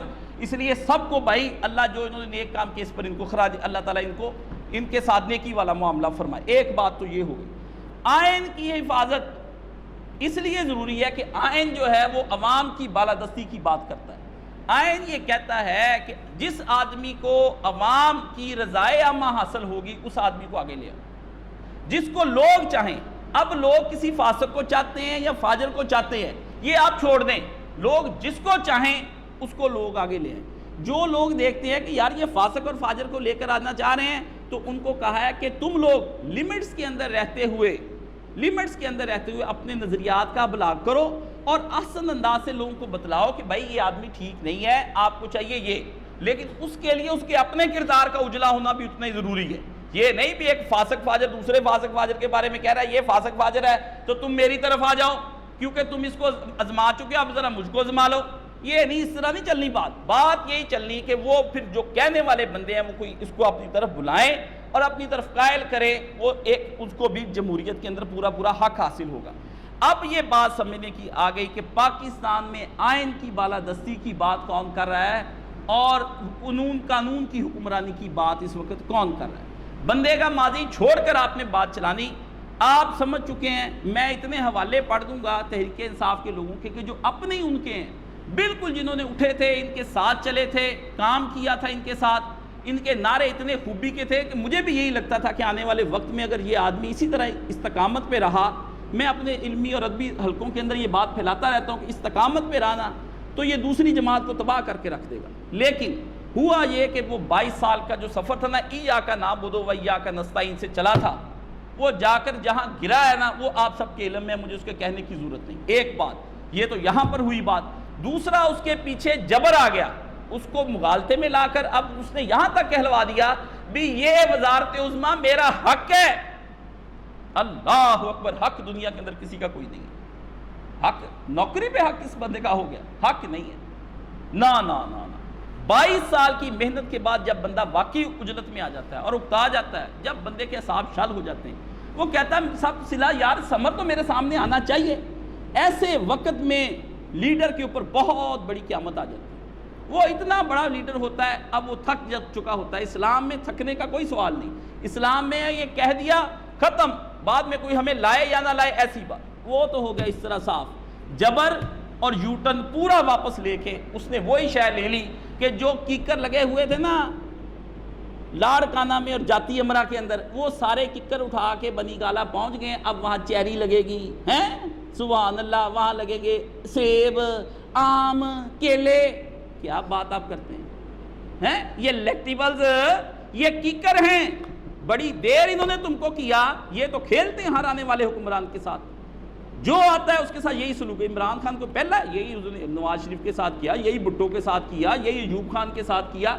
آپ کی کوئی نہیں, صرف ان کے چہرے بدلتے. جب یہ دیکھتے ہیں کہ حکمران آ گیا نیک تے متقی تے پرہیزگار, اسی وقت ان کے جو ہے نا بغلوں کے اندر مسلح آ جاتے ہیں, تسبیحاں ٹوپیاں پہن کے نا حاجی بن کے ضیاء الحق کے ساتھ عمرہ کرنے چلے جاتے ہیں. جب یہ دیکھتے ہیں کہ آ گیا یحییٰ خان شرابی, تو بلو پرنٹ شراب کی بوتلیں بغلوں میں دے کے جفیاں ڈال کے یہ ملکی پاکستان تباہ ہو جاتا ہے. مشرقین کو کوئی پرواہ نہیں. یہ وہ عناصر ہے کہ ان 3 بڑے لیڈروں سے نفرت کرنے کی بجائے ان سے آپ نفرت کریں نا, اور ان کے لیے کوئی قانون بنائے. اور عامر خاکوانی پی ٹی آئی کا بندہ ہے, اس نے کل پرسوں مضمون لکھا کہ الیکٹیبلز کا راستہ کیسے روکا جائے. جان گیا نا, نظریاتی بندہ تھا, جتنی مرضی بندہ حمایت کرتا رہے, اخیر بندے کا ضمیر تو نہ بکا ہوتا. وہ تو کہتا ہے کہ یار نہیں, اندر سے کاشف بات سچی کر رہا ہے. اس نے کہا ان کا راستہ کیسے روکا جائے. یہ پہلے بھی کئی حکومتوں کو خراب کرتے رہے, یہ اب بھی خراب کرتے رہیں گے. اس نے لکھا اور بڑا اچھا اس کے اندر اس نے تجاویز 4 دی. وہ بڑی زبردست, پڑھنے والی کسی کو مل جائے تو وہ لے کر پڑھے اس کا, تاکہ سمجھ آئے. موضوع چونکہ اتنے طویل ہیں, میرے لیے صرف اس کو رہنمائی کرنی مقصود ہے. اشارے کرتا جاتا ہوں, جن کو تحقیق کی ضرورت ہے وہ ادھر جا کے پڑھیں تاکہ بات کو ساری کو سمجھ سکے. اب رہ گیا دوسری جماعت. پیپلز پارٹی وہ جماعت ہے جو جمہوریت کے نام پر آگے بڑھتے, بہت آئے یہ سارے ادھر سے ہی ہیں, ایک ہی جگہ سے. سب کو جو لاتا ہے وہ آپ کو پتہ ہے, آئے ادھر سے ہی ہیں. والدین سارے کے ایک ہی, انڈے بچے سب اسی کے ہیں. ہوتا کیا, یہ آئی اب جماعت, یہ آئی خوب کام کیا, اپنا کرایا. اب ان کا یہ کہنا ہے کہ ہم ڈیموکریسی بھی چاہتے ہیں, لیکن ڈیموکریسی جب تک ہم چاہتے تھے اس کے لیے ہم قربانیاں دے چکے ہیں, اس لیے اب ہماری باری کوئی نہیں. اب ان کی باری ہے جنہوں نے ڈیموکریسی اب بچانی, وہ آ جائے. ہم تو ہو گئے پیچھے, ہم اپنے حصے کا کام کر لیا. منظر عام پر آ کر انہوں نے کھلے کھلے ساری دنیا کو یہ بات سمجھا دی. بات سمجھ میں آ گئی. بسم اللہ, آپ نے اعتراف کیا, ہم نے مان لیا. رہ گیا اب تیسرا نام جس کو کہتے ہیں میاں محمد نواز شریف کی نون لیگ پارٹی. وہ ہو گئی ختم. نون لیگ اب کوئی نہیں رہ گئی. نواز شریف کو ہو گئی سزا, مریم اس کے ساتھ جیل میں. وہ غلط ہے, یہ صحیح وہ کریں گے. پھر بات اب بن گئی شین لیگ. ووٹ اب شین لیگ کو کیوں نہیں دینا بھائی, بتاؤ نا اب تم مجھے. وہ تو اپنی کارکردگی کا ووٹ مانگتا ہے. جس کے ساتھ آپ -1 کا فارمولہ لگاتے وہ تو ختم ہو گئی. تمہارے پاس اس بات کا کوئی جواب نہیں. اب رہ گیا جو مرضی, اب تو ختم ہے. وہ بندہ ہی ختم ہو گیا, اور 2-3 سالوں میں بالکل آئینی طور پہ ختم ہو جائے گا. اگر وہ معاف بھی ہوگی سر, کچھ بھی نہیں اس کا رہ جائے گا. یہ وہ وحد اب جماعت رہ گئی جو اب وہ بندہ, ان کا جو قائد ہے وہ, اور یہ جماعت, یہ دونوں اپنا مزاحمت کا بیانیہ لے کر اٹھے بھی جبر نہیں اب ہم نے ہونے دینا. میدان لگاؤ, زبردستی سب کو اس طرح مقدمات میں پھنسا پھسو کے اور غلط فیصلے یا صحیح فیصلے دینے کے بعد تم لوگ جس طرح ہماری عوام کو جبر کے اندر لے کر آ رہے ہیں, یہ مزاحمت کا بیانیہ ایک ہی اس ملک کے اندر رہ گیا. بس باقی کوئی نہیں, سب ڈیلیں ہو گئی, سب ہو گیا, اور نظر آ گیا سب کوئی. میں کوئی ایسی بات نہیں کرتا جو آپ مجھ سے زیادہ آپ سوشل میڈیا پہ بیٹھتے. میں تو آدھا گھنٹہ بیٹھتا ہوں, آپ تو 24 گھنٹے بیٹھتے, قرآن کی طرح اس کو پڑھتے ہیں. میرا زیادہ وقت دین کی طرف گزرتا ہے. لیکن آپ, یہ بات اب ان لوگوں کے اندر آ گئی کہ یہ آخری بیانیہ ہمارے پاس رہ گیا کہ جبر مسلسل, قانون کی مخالفت, مزاحمت کا بیانیہ. 2 چیزیں ایسی ہیں جو 2 چیزیں پیدا کریں گی. جبر مسلسل کی مخالفت اور مزاحمت کا بیانیہ 2 چیزیں سے جنم لیتی. وہ 2 چیزیں کیا ہیں؟ آئین کی بالادستی اور قانون کی حکمرانی, rule of law, supremacy of constitution. 2 چیزیں دنیا کے اندر پھر باقی بچ جاتی ہیں. اور یہ supremacy of constitution and rule of law, یہ کیا چیز ہے؟ یہ چیز ہے عوام کی بالادستی کا نام، یعنی عوام کی رضائے عامہ جس کو حاصل ہوگی اسی بندے کو تسلیم کیا جائے گا. جس کو عوام ووٹ ڈال دے، وہ قطع نظر کیا ہے کیا نہیں، وہ ماننا پڑے گا. ورنہ یہ حکمرانی کے جہاں اکثریت لوگ جو کسی کو چاہیں اور اقلیت کسی کو چاہیں، یہ اسلام چھوڑے کفر کی حکومت بھی نہیں چل سکتی. کافروں کی حکومت کے اندر بھی بیانیہ یہی مانا جائے گا کہ جس کو لوگ ووٹ ڈال دیں. وہ لوگ جو کہتے ہیں جمہوریت کفر ہے، وہ ان سے تو لاگی گفتگو ہوگی نا، پھر کبھی ہوگی، وہ تو مانتے ہی نہیں، ان کو تو پتہ ہی نہیں جمہوریت کا کیا ہے. یہ بات ہے کہ اس وقت جو آدمی مزاحمت کے ساتھ چل رہا ہے اور جو آدمی اس وقت پورے اس بیانیے کو لے کر آگے بڑھا کہ نہیں رضائے عامہ، یہی اسلام کا بنیادی سب سے اہم کام تھا. ابو بکر صدیق کو رضائے عامہ حاصل ہو گئی. علی اور اس کے ساتھی مخالفت میں رہے. کتنے علی مرتضیٰ دنیا کے اندر مانے ہوئے، 6 مہینے علی نے احتجاجاً بیعت نہیں کی. ابو بکر نے کہا نہ کر، تیری بیعت کا کیا ہے. اخیر علی کو امت کے کثیر نظام میں شامل ہونا پڑا ابو بکر کو بلا کے. سعد بن عبادہ رضی اللہ تعالیٰ عنہ جو رسول پاک کو ہجرت کرا کے لے کر آئے تھے، سنو، اس نے مخالفت کی ابو بکر صدیق کی. وہ شام چھوڑ کر اپنا بال بچہ لے کر شام کی ہجرت کر گئے. انہوں نے کہا ابو بکر زیادتی ہوئی ہے، انصار کا حق ہونا چاہیے تھا. ابو بکر نے کہا یار میں خود آیا ہوں، اب عوام، وہ چاہتا عوام مجھے چاہیں. عوام کہاں اس کو چاہتی تھی. سعد بن عبادہ اپنا بال بچہ لے کر شام میں چلے گئے، مدینہ چھوڑ گئے. جو مدینہ کبھی اس کی سرداری مانتا تھا جانا پڑا. امت نے کوئی نہیں مانا، ساری امت. یہی پھر بعد میں حضرت عمر آ گئے، حضرت عثمان کو بھی رضائے عامہ حاصل ہوئی. جا کے عبد الرحمن بن عوف نے یہی کہا حضرت علی کو، یہ تو ایسے شیعہ باتیں بناتے ہیں، اصل بات جو یہی ہے. انہوں نے کہا علی میں نے لوگوں سے پھر چل کے دیکھ لیا ہے، ہر بندے نے جو ووٹنگ کی ہے، جو بات گفتگو کی ہے، انہوں نے عمر کے بعد عثمان کی بات کی ہے کہ عثمان کو کر لیں اگر وہ زیادہ ذرا نرم ہے. آپ نے، علی نے کہا جیسے آپ نے فرمایا. بعد میں حضرت علی کی مخالفت میں جبر اٹھا. اس نے کہا تجھے کون مانتا ہے، مانوں گا تو میں اپنے آپ کو منواؤں گا. یہ لو، یہ اسلام کا بیڑا گرک ہونے لگا. اب جب اسلام کا بیڑا گرک ہوا تو حضرت حسین تک جو بات چلی گئی تھی وہ یہ چلی گئی تھی کہ آپ زبردستی مجھے مانیں. کوئی امام حسین نے خروج نہیں کیا. یہ تو میرے پاس جو جمعے پڑھتے ہیں ان کو کچھ نہیں ہوا. نہ امام حسین نے تلوار اٹھائی، نہ کہا میں تیرے خلاف جہاد کروں گا، میں ایسے کروں گا. یہ جو کہتے ہیں نا نکل کر خانقاہوں سے ادا کر رسم شبیری، سمجھاؤ تو صحیح رسم شبیری کیا ہے. رسم شبیری یہی تھی کہ باطل کی حمایت سے اجتناب کلی، حمایت نہیں کرنی باطل کی، چپ. اور کہیں بھی جا کر کے لوگ اگر آپ سے پوچھے، امام حسین سے کہا کہ آپ نے فرمایا لوگ مانتے جائیں، میں اکیلا اس کی بیعت نہیں کروں گا، بس اتنی سی بات. اس نے کہا یہ بات تجھے منوانی پڑے گی بجبر. بس جبر کے نتیجے میں امام حسین استقامت اختیار کر گئے اور وہ اس نے مسلط جنگ کر دی. امام حسین نے نہیں کسی سے جنگ کی، اس نے جنگ مسلط کر دی امام حسین پر. اخیر آپ کو اپنی مال جان بیوی بچے بچاتے اپنی جان دی اور آپ شہید ہو گئے. یہ ہمارا اصلی مقدمہ ہے کہ اصلی مقدمے کے اندر ایک شے دیکھنی کہ ہمیں آزاد کر دو. ایک آدمی کہتا ہے کہ نہیں جی آپ کا یہ ڈرائیور غلط ہے جو آپ کو اس کی سواریاں پہلے ڈرائیور پر مطمئن ہے. وہ کہتا ہے وہ تم سے کرایہ زیادہ لے رہا ہے، مالیاتی طور پر لوٹ رہا ہے تم کو.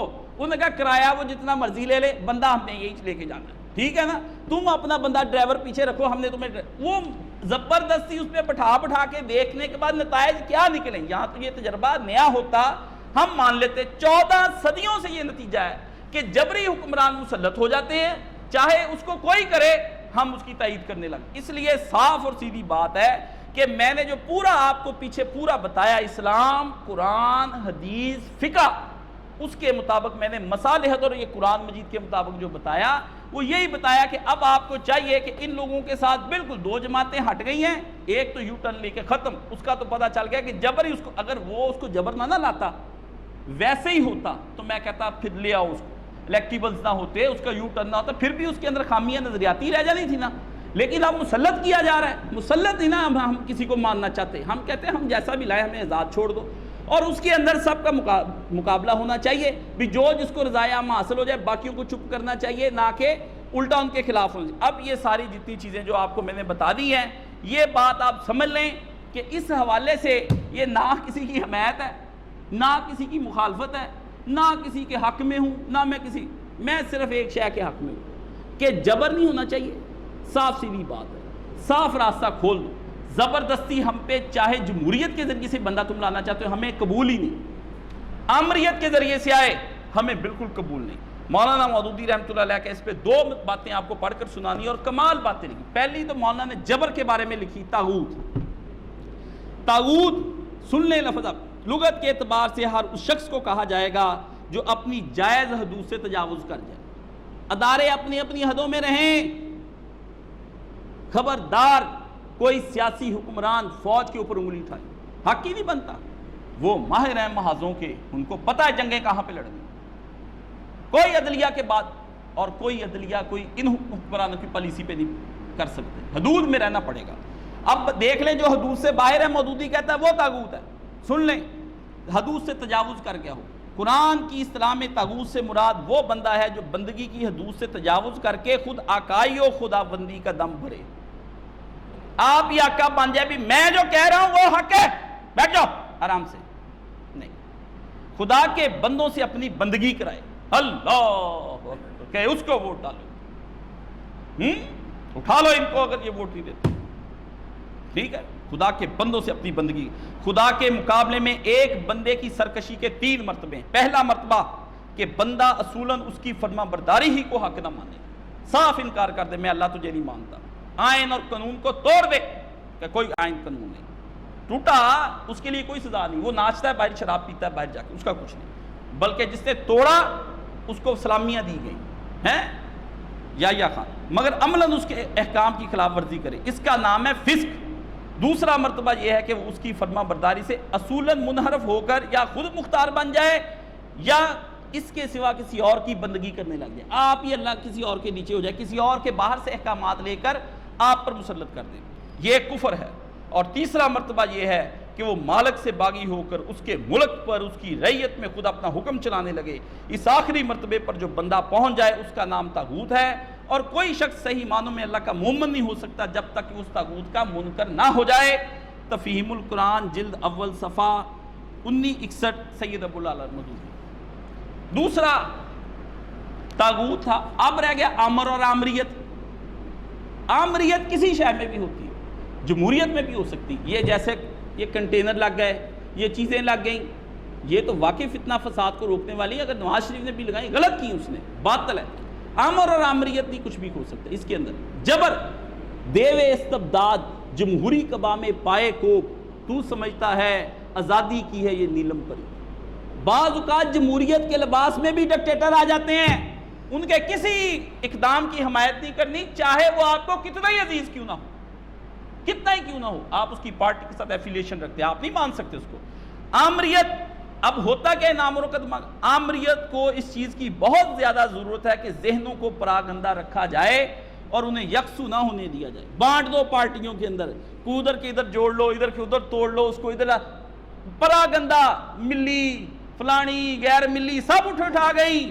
پہلے کفر جمہوریت ہے, اب کہتے گٹر کے اندر جا کے گٹر کی صفائی کرنی, نہ گٹر کی صفائی کر کے اس کے اندر پھول آنے لگ جانے, پیشاب پخانہ ہی آنا ہے, پھر بھی بہانے بناتے ہو 30 سال. ساجد میر نے یہ توڑ کے ان کے ساتھ الحاق بہت اچھا کیا, ٹھیک ہے.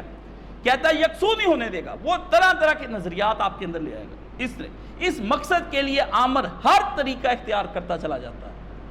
ان کو جوڑ لیا, کسی کو ڈنڈا, کسی کو پیسے, اس کے ساتھ جلسہ, جلوس, تنظیم اور تحریک آمریت کے نزدیک خطرناک ترین الفاظ ہیں. اس کو پتا ہے 4 بندے اکٹھے ہو گئے, سیل کر دو, بند کر کے لے جاؤ ان کو پکڑ کے, ٹھیک ہے. آمر چاہتے ہیں کہ لوگ افراد کی حیثیت سے رہیں, اجتماع کبھی نہ بننے پائیں, اکٹھے نہ ہو جائیں ایک طاقت, اختلاف پیدا کر دو لوگوں کے درمیان میں, اکٹھے نہ ہو جائیں. جن دروازوں سے کوئی آفت آ سکتی ہے, ڈکٹیٹر اور آمر ایک ایک کر کے وہ سارے دروازے بند کرتا چلا جاتا ہے. اس کو پتا ادھر سے بھی آفت آ سکتی, ادھروں کوئی نہ دیکھ لے, ایس کھڑکی چو کوئی نہ, بند بند بند, میڈیا بند, فلانا بند, سب کچھ بند, سوائے اس ایک دروازے کے جسے اللہ تعالیٰ نے اس ڈکٹیٹر پر آفت لانے کے لیے کھولا رکھا. اللہ بھی ایک دروازہ کھول دیتا ہے جو آمر کو نظر نہیں آتا, بھی یہ دروازہ کھلا ہوا ہے ادھر سے, کیوں؟ اللہ نے اس پہ لانا ہے. ڈکٹیٹر اپنی دانست میں اپنی ڈکٹیٹرشپ کی بنیاد گہری کر رہا ہوتا ہے, لیکن یہ اسے احساس نہیں ہوتا کہ وہ تو اپنی قبر کھود رہا ہوتا ہے. سید ابو العلا مودودی عصری مجلس سے خطاب, کوئی سمجھ آئی آپ کو؟ اب میرے پاس یہ 4-5 اخبار ہیں، جیسے قرآن مجید کے حوالے پڑھنے پڑتے ہیں نا، ویسے مجھے ان کے بھی پڑھنے پڑتے. کروں کیا؟ افکار بکھرے ہوئے ہیں اور پڑھنے والے ہیں. یہ ایک آدمی نے مضمون لکھا، صدائے جرس مقتدا منصور پیر، 16 جولائی کو اس نے لکھا، بڑا لمبا. یہ زیادتیاں آخر کب تلک. اس نے یہ سارا لکھ کے نا اس جماعت کے بارے میں جو اس وقت انڈر اریسٹ ہے اس کے بارے میں لکھتا ہے کہ آپ نے بہت کچھ کر لیا ہے. اس بات کو سمجھنے کی ضرورت ہے کہ غیر جانبدارانہ عدالتی ٹرائل کے بغیر زبان بندی، تحریر پر قدغن، تصویر کی اشاعت کی ممانعت، آئین کے ساتھ کھلا مذاق، شہری آزادیوں کی خلاف ورزی ہے. عرض ہے کہ میں اپنی فکر اور سیاسی نظریات کی وجہ سے نہ اس جماعت یعنی نون لیگ کا حامی رہا ہوں، نہ ہی کبھی ووٹر رہا ہوں. کبھی میں نے اس کو ووٹ دوں. یہ آپ اشرافیہ کی تنگ نظری، غلط اور متعصبانہ رویوں اور فیصلوں کا نتیجہ ہے کہ میں اس جماعت کے حق میں مسلسل اظہاریے لکھنے پر مجبور ہو چکا ہوں. کہتا جب میرے اپنے ضمیر نے بھی مجھے کہا بھی یار بات تو غلط ہو رہی ہے، یہ کیا کیا جا رہا ہے، ایک بندہ نہیں بھی مجرم تو ہم اس کے بارے میں کیا کہیں کہ یہ مجرم ہے. اب یہ 2 بارے میں اس بارے میں لکھ لیں. یہ میرے پاس ہے کٹہرہ خالد مسعود خان، یہ رؤف کلاسرا، یہ 5-7 بندے ایسے ہیں. یہ اس نے 26 جون کو یہ مضمون لکھا. یہ کیا لکھتے ہیں سن لیں. خالد کٹہرہ بڑا لکھتا ہے یہ مضمون. یہ آگے لکھتا ہے جوید ہاشمی کی انتخابی سیاست سے رخصتی. اس کے عنوان کے تحت لکھتے ہیں اس بار پی ٹی آئی کو خود دھرنے سے سابقہ پڑ گیا تھا. ظاہر ہے پی ٹی آئی نے اپنے کارکن کو سوائے دھرنے کے اور کچھ سکھایا بھی نہیں، نہ ہی سیاسی تربیت کی، نہ ہی سلیقہ سکھایا، نہ تحمل کی سیاست خود کی، نہ کسی نوجوان کو سکھائی. حالانکہ وہی میرے والا مقدمہ، وہی درد جو میرے دل کے اندر ہے، اور یہ درد میرا جماعت اسلامی، تنظیم اسلامی، تحریک اسلامی، ملی تحریک، یہ ساری میری ہیں. یہ عمران خان بھی میرا ہی ہے، یہ نواز شریف بھی میرا ہی ہے، یہ پیپلز پارٹی بھی میری ہے، یہ ساری جماعتیں میری ہیں. لیکن ان جماعتوں کے بارے میں جو خیال ہے نا وہ آپ سن لیں. فرمایا کہنے لگے کیا کیا انہوں نے کیا کہ ان کے پاس، کیونکہ ان کے پاس پڑھے لکھے نوجوانوں کی ایک بڑی تعداد اس جماعت میں تھی اور ایک نیا پاکستان بنانے سے پہلے ایک نئی تربیت یافتہ سیاسی فورس ضرور بنائی جا سکتی تھی، مگر پاکستان کی سیاست میں نئی آمدہ یہ سیاسی فوج ایک غیر منظم، منتشر، بد لحاظ گروہ کے علاوہ اپنے آپ کو کچھ نہ ثابت کر سکی. پی ٹی آئی والے بے مقصد اور لا حاصل دھرنے دینے کا وسیع تجربہ رکھتے ہیں. نہ ان کے ان دھرنوں سے پہلے کوئی نتیجہ نکلا، نہ اب نکلا سوائے نواز شریف کے استعفیٰ لینے سے. تبصرہ کیا بھی آپ کے پاس نوجوانوں کی ایک بڑی تعداد ہے جو ہائیلی کوالیفائڈ ہیں، پڑھے لکھے ہیں. میں اور آپ تو نوجوانوں کے مقابلے میں کچھ بھی پڑھے نہیں دنیاوی علوم، لیکن کیا کیا ان نوجوانوں کو غلط راہ پہ لگا دیا، ان کو نعروں پہ لگا دیا، ان کو بد تہذیب، بد زبان بنا دیا. ہے جی تازہ بات یہ آپ نے سن لی. چلو گدھے تو کوئی بات نہیں، ہمیں کہہ دیا، یعنی سب علماء شامل ہو گئے. اب جو آپ کے ساتھ ہے وہ انسان ہے، کوئی بات نہیں. آپ نے کہہ دیا، آپ پہلے بھی ایسی بد زبانی کے قائل ہیں، ہم تو آپ کو پرانا سمجھتے ہیں. آپ کھلاڑیوں والی زبان بولتے، کھلاڑی دیتے ہیں روند بھی مارتے ہیں، یہ کرکٹ کھیلتے گندی گندی گالیاں بھی ماں بہن کی دیتے ہیں، اشارے بھی یہ جب جیت جاتے تو کیا کرتے ہیں، گول ہو گیا کیا کرتے ہیں، سب وہ اخلاقی تہذیب نہیں ان کے اندر ہوتی. ان کا مقصد جیتنا ہوتا ہے، چاہے فاؤل پلے کریں چاہے کچھ کریں. وہ جو اگلا اٹھا ان سب کا باپ، اس نے اٹھ کر کہا کہ یہ جتنے پیپلز پارٹی والے ہیں جن کے گھر پہ جھنڈا لگتا ہے پیپلز پارٹی کا، یہ سارے کنجریوں کی اولاد ہے. اللہ اکبر. اب میں آپ کو اس پہ واقعہ سناتا ہوں. پارلیمنٹ کے اندر جب مرزا مسرور، مرزا طاہر یہ پیش ہوا، مرزا طاہر سب بیٹھے ہوئے تھے. فیصلہ ہی نہ ہو آخرکار کہ فیصلہ کوئی کرو یار، ان کو کافر قرار دینا یہ تو بات ہی نہیں بنتی. تو کچھ بندے کہیں یار یہ دینی معاملے ہیں، ہمیں نا اس میں دخل نہیں دینا چاہیے. کچھ اے این پی والے، ولی خان، بھٹو، سارے بیٹھے ہوئے تھے. انہوں نے کہا بھائی ہم تو نہیں جانتا یہ کیا ہو رہا ہے، تم مولوی آپس میں سب ایسے ہی لڑتا ہے. اللہ اکبر، اللہ اکبر. پھر اٹھا ایک عالم، اس نے نکالی اس کی کتاب مرزے کی، اس نے کہا یہ پڑھ لو. وہ کہتا ہے جو مجھ پر ایمان نہیں لایا وہ سارے ذریت البغایا، کنجریوں کی اولاد ہے. بتاؤ اب تم میں سے جو کنجری کی اولاد ہے وہ اس پہ سائن کرتا ہے یا نہیں کرتا؟ ساری پالی ولی خان ہی اٹھ کھڑا. اس نے کہا میں غیرت مند ہوں، میں اپنی سب کچھ بیچ سکتا ہوں، میں اپنی ماں کو کنجری نہیں کہلوا سکتا. اٹھا کے اسے کہا میں پہلے سائن کروں. جب یہ حوالہ پڑھا تو سارے علماء نے اٹھ کے لکھ کے دے دیا کہ ساری جماعتوں نے, کیا سیاسی غیر سیاسی, کہ جو کنجریوں کی اولاد ہمیں بتاتے ہیں ہم یہ کریں گے ان کے ساتھ. آپ یہ صرف یہ چیز دیکھیں کہ یہ کس قسم کی ہم بولیاں بولتے ہیں, ہم کہاں پہ چلتے ہیں. سیاستیں ہوئی ہیں, بھٹو نے بھی کی ہے, مخالفت میں کی سوشلسٹم کی, اور لوگوں نے بھی کی ہے, قائد اعظم کی مخالفت میں بڑے بڑے لوگ تھے. لیکن یہ کیا ہو رہا ہے, بد اخلاقی کی یہ انتہا.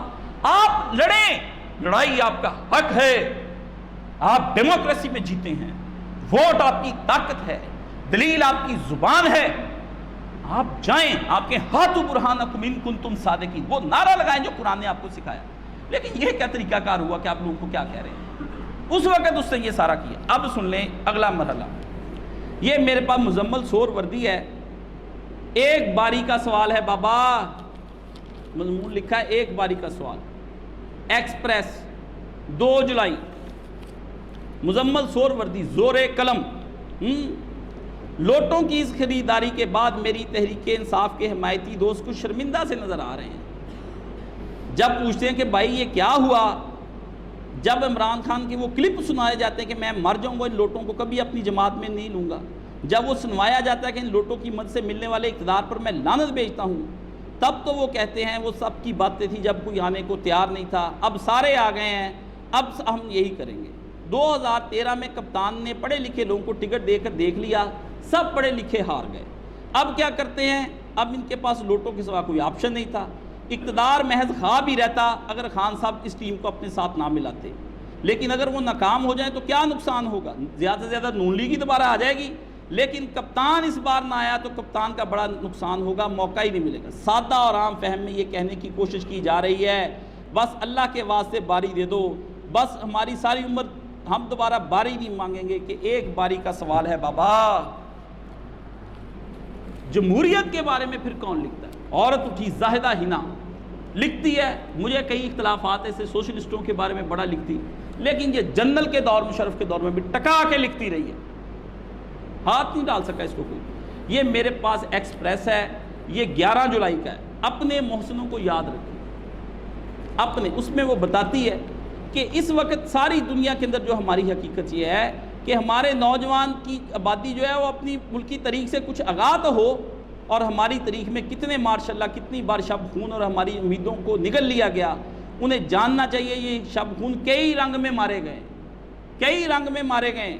اب ہماری نئی نسل 25 جولائی کو جب ووٹ ڈالنے کے لیے نکلے تو انہیں کچھ حقائق کی تفہیم تو ہونی چاہیے, جس کی وجہ سے ہماری جمہوری سفر مسلسل کھوٹا ہوتا رہا ہے. تو 25 جولائی کو ہمارے نوجوان جب ووٹ ڈالنے جائیں تو ان تمام حقائق کو نظر میں رکھیں کہ کوئی بھی فیصلہ کرتے وقت ان ہزاروں کارکنوں کی قربانی اور فراموش نہ کریں جنہوں نے آپ کے بہتر مستقبل جمہوریت کے لیے اپنی جانوں کا نذرانہ پیش کیا, قید و بند کی صعوبتیں برداشت کی اور اپنے بچوں کا حال آپ کے مستقبل پر قربان کر دیے. یہ ہیں ہمارے موسم. اب ساری بات کا میں نے آپ کو سمجھا دیا. یہ خطبہ اس لیے دیا ہے, یہ نواز شریف ختم, عمران خان ختم, زرداری ختم, سارے ختم, جماعت اسلامی کا سراج الحق ختم, فضل الرحمان ختم, ANP سب ختم ہو جانے, بندے چلے جانے. نظریات کو اپنے کو زندہ رکھو اور بڑے چلو بڑے چلو بڑے چلو, لیکن ہوش مندی سے بڑے چلو. بڑھنے کے 2 انداز ہیں, ایک بے ہوشی کی اور ایک ہوش کے ساتھ. بے ہوشی اور سینس لیس ہو اور جوش, یہ فرعونانہ بڑے چلو بڑے چلو. کیسے؟ موسیٰ علیہ السلام نے جب دریا کو عصا مارا 2 ٹکڑے ہو گئے, اندر لے کے چلے گئے. فرعون اپنا لشکر لے کر ساحل تک آ گیا سمندر کے. بیوقوف نے یہ نہ سوچا بھی موسیٰ علیہ یہ سمندر جو میری بادشاہی میں اتنے 100 سالوں سے بہہ رہا ہے, یہ کبھی 2 ٹکڑے ہوا؟ طریقاً یابا سا اللہ کہتا ہے خشک رستہ نکل آیا, ایک پہاڑ کی طرح اللہ نے فرمایا ادھر کھڑی ہو گئی لہریں, ایک ادھر کھڑی ہو گئی. حضرت موسیٰ علیہ السلام کا لاکھوں کا قافلہ درمیان سے گزر گیا, رک جاتا. اب اس کے ایمان لانے کا وقت تھا کہ یہ اللہ ہی کر سکتا ہے, کوئی اور نہیں کر سکتا ہے. اللہ ہی کر سکتا ہے اور کوئی نہیں کر سکتا. یہ اس سے بڑی دلیل اور کیا تھی؟ پہلے تو 9 معجزے وہ دیکھ چکا تھا, 10واں اس کے سامنے تھا. یہ معجزہ اللہ کہتا ہم نے 10 معجزے اتارے سامنے, لیکن اس نے اپنی پوری فوج کو کہا داخل ہو جاؤ, آج موسیٰ نہیں چھڑنا جو مرضی ہو جائے. اللہ اکبر. لگے موسیٰ علیہ السلام پیچھے مڑ کے اسام، اللہ نے کہا چھوڑ موسیٰ، نکل جا جدھر کو تجھے حکم دیا۔ اب تو آیا بندہ ہمارے دام میں، لواب اپنے دام میں سیاد آ گیا، ذہین ترین آدمی 400 سال سے خاندان فرائنہ حکمرانی 4000 سال سے کر رہا تھا، انٹلیکچوئل پرسنالٹی۔ تقریر اب اس کی جو میں نے قرآن مجید میں ہے وہ کبھی آپ کو پڑھ کر سناؤ، تقریر کی اس نے موسیٰ علیہ السلام کے مقابلے میں، کیا تقریر ہے ڈکٹیٹر کی تقریر، پتہ چلاتا ہے ڈکٹیٹر کیسے مکالمے دیتا ہے، تقریر کی اتنا فہم رکھنے والا آدمی داخل ہو گیا، اللہ کے عذاب کو سمجھ نہیں چلتا، اپنے جنون اپنے جوش، کہتا ہے یہ نون اور جنون کا مقابلہ، ہوش کر ہے جنون کے بچے، کیا کر رہا ہے تو، مسلمان ماں کا بچہ ہے، تدبر والے نبی کا پتر ہے، فہم والے صحابہ کی اولاد ہے، اپنے اسلاف پر غور کر، تیرے اسلاف یہ نہیں ہے جن کے پیچھے تو لگا ہوا ہے، تیرے اسلاف تدبر پہ رکھتے ہیں، مصلحتیں دیکھتے ہیں، کوئی رکتے ہیں، کچھ تھمتے ہیں، کچھ سوچتے ہیں، کوئی فکر کرتے ہیں، پھر بڑھتے ہیں، پھر رکتے ہیں، پھر چلتے ہیں، پھر رکتے ہیں، پھر چلتے ہیں۔ ہمارا کیا بڑے چلو بڑے چلو بڑے چلو یہ کچھ رکنا چاہیے آدمیوں۔ تو فرعون غرق ہو گیا، آ گیا، اللہ نے پانی کو ملا دیا۔ یہ فرعون آنا سوچ جو ہے نا ہماری کہ بس تدبر کیے بغیر جانا ہے، یہ اقتدار لانا ہے، اس کو حاصل کر کے رہنا ہے، یہ کیا بات ہوئی آپ تدریج کریں، آپ کے پاس شعور پھیلانے کا بہت موقع ہے۔ جب نواز شریف کی اگر پارٹی آتی ہے، آپ شعور دیں لوگوں کو، آپ ان کے پروجیکٹس کے بارے میں بات کریں، آپ ان کے نظریات کے بارے میں بات کریں، آپ مجھ سے پوچھیں کہ اس کو کیسے گرایا جائے، میں آپ کو بتاؤں کیوں ایک کا گرنا دوسرے کا اٹھنا میرے ملک کی سلامتی ہے، میرے ملک کی خوشحالی ہے۔ میں آپ کو دلائل سکھاؤں گا کہ دوسروں کو کیسے گرایا جاتا ہے۔ تربیت لیں، آپ بیٹھ جائیں، آپ کا بچہ گلی گلی محلے بیٹھ جائے، آپ لوگوں کو شعور دیں، اخلاق کو پروان چڑھائیں، پھر آپ پھر کھمبے کے گلے کے اندر بھی اپنا ووٹ ڈال دیں گے، لوگ اس کو ووٹ دینے کے لیے تیار ہوں گے، اور وہ لوگ ہو گئے ہیں۔ لوگوں نے ایک رات کے اندر اسے یو ٹرن لیا، اتنے اندھے مقلد ہو گئے کہ ایک رات کے اندر اس کے 20-22 سالہ نظریات کو بدل کے کہتے ٹھیک کیا اس نے جو کچھ کیا، وہ کہاں سے لے کر آئے؟ اور اس نے بھی بڑا ظلم کیا۔ ایک تقریر میں اس نے حوالہ دیا کہ رسول پاک نے بھی فتح مکہ پہ الیکٹیولز کو لے لی، انا للہ و انا الیہ راجعون، یار نبی پاک کو معاف کر، چھوڑ دو یا رسول پاک صلی اللہ علیہ وسلم نہ کرو۔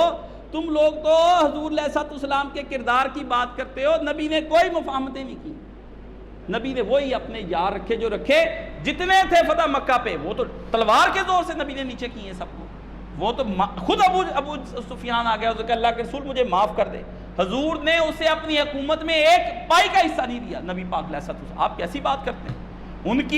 اس ابو سفیان کی اولاد کا آگا حضرت عمر فاروق رضی اللہ تعالیٰ عنہ نے سورہ اپنی صحیح مسلم کے اندر خطبے کے اندر دیا کہ طلقاء اور ابن طلقاء مکے میں جن کو معاف کیا گیا تھا، سارے کے سارے چودھری اور ان کی اولادیں تا قیامت اسلام میں کوئی حصے دار نہیں۔ وہ تو زبردستی وہ آ گئے، ان کی اولادیں آگے آ گئی، ورنہ کو یہ تھا وہ آئی بھی پیسے کے زور سے ہے۔ میں آپ کو ساتھ، ان کے پاس پیسہ بہت تھا، لوگوں کو پیسے دے دے کہ اتنا قریب کر لیے، لوگ ساتھ ہو گئے، مارے اس وقت بھی مسلمان پیسے سے گئے ہیں۔ اللہ کے رسول نے فرمایا میری امت کا جو ہے بنیادی کام وہ پیسے کی وجہ سے مریں گے، جب بھی مریں گے تحریص، لالچی ہو جائیں گے ایک دن میں۔ اس لیے آپ ایک پارٹی کے بنے، لیکن میرا یہ سوال آپ کے سامنے ایک رہ جاتا ہے کہ میں یہ آپ سے کہتا ہوں کہ آپ اس پارٹی کے ساتھ کوئی نظریاتی جڑے ہوئے ہیں یا غیر نظریاتی اور جنونی طور پر جڑے ہوئے ہیں؟ بس اس وقت جو دنیا کے اندر اس وقت میں آپ کو حرف آخر کہوں گا کہ جس آدمی نے اس ملک میں مزاحمت کا بیانیہ چلایا ہوا ہے وہ بیٹھا تھا ہوا ہے اندر، تو ایسے آدمی کو اگر آپ نے بند کر دیا تھا تو ایسی صورتحال میں آپ کو سب کو آزاد کر دینا چاہیے تھا، کیونکہ اس کی تو ایک تقریر نہیں سنائی دیتی، وہ تو چور ہے۔ لیکن بتائیے قوم چور ماننے پہ کیوں مادہ نہیں؟ ایک سوال ہے آپ سے، آخر اتنے بڑے بڑے انٹلیکچوئلز، منصفین، اتنی ٹوپیاں انہوں نے پہنی ہوئی ہیں، وہ بڑی ابائیں کبائیں پہن کر آ جاتے ہیں، مولویوں کی ابائیں کبائیں اپنی ہوتی ہیں، ججز کی اپنی ابا کبا ٹوپیاں ہوتی ہیں، ان کی بھی دستاریں ہیں، یہ آ کے بیٹھ جاتے ہیں، یہ فیصلہ دیتے، لوگ نہیں مانتے، کیا وجہ ہے؟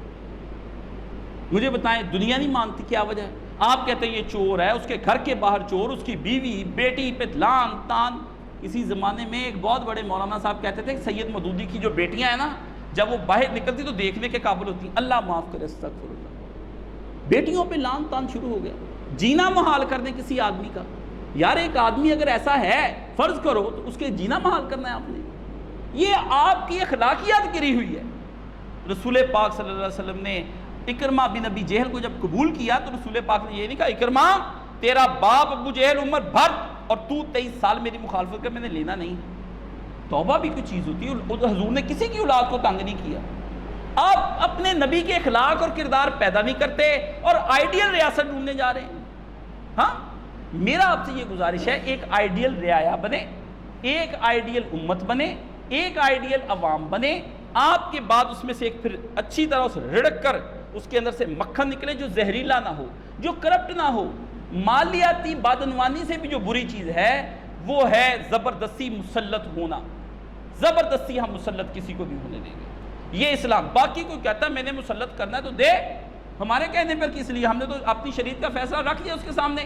مالیاتی بدعنوانی سے اگلا مرحلہ مسلط ہونا ہے۔ یزید کے ساتھ اگر یزید متقی پرہیزگار بھی ہوتا پھر بھی اس کا حکومت میں آنا امام حسین کو گوارا نہیں تھا، کیونکہ اس کا باپ اسے مسلط کر رہا تھا۔ ہمارا مقدمہ ہی اور ہے۔ ہم کہتے ہیں ہاں، آپ کہتے ہیں یہ لوگ اس طرح، تو لوگ کو سمجھائیں، ان کو شعور دیں، قرآن مجید کا شعور دیں۔ اور ایک بات میں آپ سے آخری بات پہ کہوں گا، وہ آپ کو آپ کے سمجھ لینی چاہیے۔ میں ایک بات آپ کو کہوں، ان کے سارے فیصلے متنازعی ہیں۔ سید مودودی کو انہوں نے سزائے موت سنا دی تھی، کو مارچ فوج نے سنائی، پوری دنیا میں احتجاج ہوا، وہ فیصلہ ٹھیک تھا؟ بھٹو کو پھانسی لگانے کے بعد آپ سارے آج مسلم لیگ والے بھی کہہ رہے ہیں بھٹو بہت اچھا تھا، وہ فیصلہ ٹھیک تھا؟ فاطمہ جناح کے ساتھ جو سلوک کیا وہ فیصلہ ٹھیک تھا؟ فیصلے تو پھر سب کے ہی آتے ہیں، لیکن یہ نہیں، جب ججز اور منصف ہی متنازع ہو جاتے ہیں تو ہم ان کے انصاف کو بھی متنازع ہی سمجھتے ہیں۔ آپ بھی کہیں کیسا بکے ہوئے آدمی ہے تو پھر میرے انصاف کی بات آپ کیا کرتے ہیں؟ تو یہ بات کچھ سمجھنے کی ہے، ایسی چیزوں میں نہیں۔ آپ دیکھا کریں کہ ڈیلیور کون کر رہا ہے آپ کو، ایک بات 100% کوئی آپ کو ڈیلیور نہیں کر سکتا، ایک بات، اور آپ کی جبر کے خلاف کون چل رہا ہے، دوسری بات، اور آپ دیکھیں کہ اس وقت کون ہے جو عوام کی آئین کی بالادستی کے لیے کر رہا ہے۔ ہاں یہ ایک شبہ رہ جاتا ہے باقی، وہ میں آپ کے سامنے رکھنا چاہتا ہوں، اور وہ شبہ بڑا ضروری ہے۔ آپ کہہ سکتے ہیں کہ یہ آدمی اس وقت آئین کی بالادستی کو بطور ہتھیار کے استعمال کر رہا ہے۔ مجھ سے ہی پوچھ لیں، میرا ہی جواب، بڑی بڑی چیزیں آپ کو سمجھا دوں گا، لیکن مجھے پتا ہوتا ہے کہ یہ تو چند لوگ ہیں، ان کو میں سمجھا دوں گا۔ میرا ایماندارانہ تقاضا یہ کہ میں آپ کو انٹلیکچوئلز کی باتیں سامنے رکھوں۔ تو یہ ایک شبہ ہے جس کے بارے میں آپ کہتے ہیں شبہ زائل ہو جائے گا، اور اس کا بہترین حل یہی ہوتا ہے کہ اس آدمی کو آپ دیکھیں کہ اس نے اس دفعہ آپ کا مس یوز کیا ہے، آپ کو غلط استعمال کیا ہے، بڑا بہترین حال ہے اگلی دفعہ اس کو ووٹ نہ دیں۔ ہمارے ہاں جو بھی آئے گا ووٹوں کے ذریعے سے آئے گا، رضائے عامہ کے ذریعے سے، جو بھی اترے گا احتجاجوں سے نہیں، دھرنوں سے نہیں، کورٹ کے فیصلوں سے نہیں، جبر اور زبردستی سے نہیں، جو بھی اترے گا اگلے الیکشن میں آپ اس سے اراض کر کے دوسرے کو ووٹ دیں گے، وہ خود بخود ہی زائل ہو جائے گا، تباہ ہو جائے گا۔ آپ نے دیکھ ہی لیا 2008 میں جو جیتے تھے، پھر 2013 میں ان کی حکومت نہیں بن سکی، ورنہ آپ سیاسی مظلوم بناتے جائیں گے لوگوں کو، یہ سیاسی مظلوم بن کے آپ کی جذبات کی خریداری کریں گے، قانون کا سٹنٹ بنا لیں گے، ہر دفعہ یہ بچ جائے کریں گے آپ کے اوپر، یہی لوگ مسلط رہیں گے۔ تو اللہ تعالیٰ ہم کو یہ سب باتیں سمجھنے کی توفیق عطا فرمائے۔ یہ ایک فہمی خطبہ تھا، لوگ مجھ سے کہتے ہیں کہ آپ بہت جذباتی خطبے دیتے ہیں، میں نے ان سے کہا خطیب جو ہوتا ہے وہ اس کے جمعے کا تقاضا ہوتا ہے، میں کوئی اپنے اوپر مصنوعی بات طاری نہیں کرتا۔ یہ اعتراض تب ہو جب میرے اوپر کوئی مصنوعی کیفیت طاری، میں گھر سے سوچ کے آج دھواں دار تقریر کرنی، کوئی دھواں دار، میرے اور میرے استاد کے اندر ایک چیز کی بہت، ہم دونوں کے اندر چیز ہے جو ایک مناسبت ہے، ہم اپنی بات کو تسلسل، سنجیدہ، پرزور اور پورے غور و فکر کے ساتھ آپ دوسرے کو سناتے ہیں۔ ہم کبھی بھی جذباتی نہیں ہوتے کہ ہم لوگ سمجھ رہے ہوتے جذباتی۔ اب یہ جو کیفیات ہے نا، اس کے بارے میں بھی آپ نا یہ دینی ماحول کو بیان کریں گے نا، تو یہ جو لبرل ہوتے ہیں نا، یہ کہتے ہیں آپ تو بہت جذباتی ہو رہے ہیں، کیا کر رہے ہیں آپ؟ وہ سارے مجلس پہ اثر پڑ جاتا ہے، چودھری یہ تو جذباتی ہو رہا ہے۔ اب تو کیفیات بھی وہ ہے جو مجھے ہی پڑھانی پڑیں گی بھی، کون سی کیفیت میں جذباتی عنصر آ جاتا ہے اور کون سی ہے جو نارمل ہوتی ہے۔ آپ کو خرد کا نام جنوں رکھ دیا، ہیں جنوں کا نام خرد، جو چاہے آپ کا حسن کرشمہ ساز کرے۔ بہت بدل گیا ہے یہ ماحول، اتنے تصورات کو سیدھا کرنے کا ہے کہ آپ تصور نہیں کر سکتے۔ ووٹ لینا تو بڑی دور کی بات ہے۔ اللہ تعالی ہم سب کو اپنے ووٹ کا صحیح استعمال کرنے کی توفیق عطا فرمائے، ہمیں ان لوگوں کو آگے لانے کی توفیق عطا فرمائے جو لوگ ہمارے لیے اچھا سوچتے ہیں اور ہماری جبر کی جو چیز ہے اس سے ہمیں منع کرتے ہیں۔ میں تو یہاں تک کہتا ہوں کہ اگر آپ دیکھیں نا، یہ اس حلقے کے اندر جماعت اسلامی کا آدمی کھڑا ہے اور اس کو رضائے عامہ حاصل ہو چکی ہے، اور یہ آدمی یہاں سے صرف جیتے گا، ٹھیک ہے، اور اس کے مقابلے میں دوسرا جو آدمی ہے وہ ٹھیک نہیں کام کر رہا، تو آپ اس کو ووٹ دے دیں، لے کر آئیں ایک ایک کر کے پر، لیکن یہ نہ ہو پھر اوپر جا کے وہ اور کسی ریاستی جبر کے ساتھ مل جائے، جیسے اس کی تاریخ اگر ایسی ہے تو پھر اس کا پیچھے دیکھنا پڑے گا۔ بڑے کام خراب ہیں، ہر مسئلے کی جواب کے لیے الگ ہی مجھے بات کرنی پڑتی ہے۔ اللہ تعالی ہم سب کا حامی و ناصر، وآخر دعوانا الحمدللہ۔